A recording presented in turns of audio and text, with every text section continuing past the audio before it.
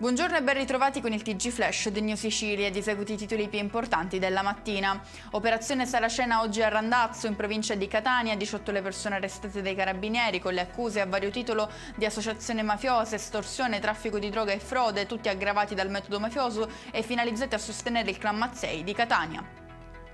Sono Cristian Gargano di 25 anni ed Edoardo Di Stefano di 24, i due ragazzi che hanno perso la vita in un incidente stradale nella notte tra sabato e domenica in via Trieste a Catania. Stessa sorte sempre nella provincia etnea per Piero Passini, rimasto coinvolto in un sinistro nella zona di San Giorgio. Il suo cuore ha cessato di battere dopo 48 ore di agonia.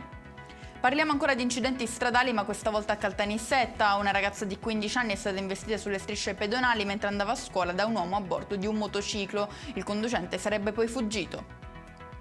Ci spostiamo a Palermo, dove la Guardia di Finanza ha sequestrato un cantiere navale abusivo. L'area era occupata abusivamente da una società che svolgeva l'attività di riparazione e manutenzione di navi commerciali da diporto. L'Associazione Rifiuti Zero Sicilia ha presentato un ricorso al TAR del Lazio contro il piano regionale dei rifiuti promosso dal governo Schifani. Il progetto, definito scellerato, prevede anche la costruzione di 2 inceneritori ritenuti in contrasto con le normative europee. E con questo è tutto, prossimo appuntamento più tardi alle 19:30. Grazie per averci seguito, buon proseguimento di giornata.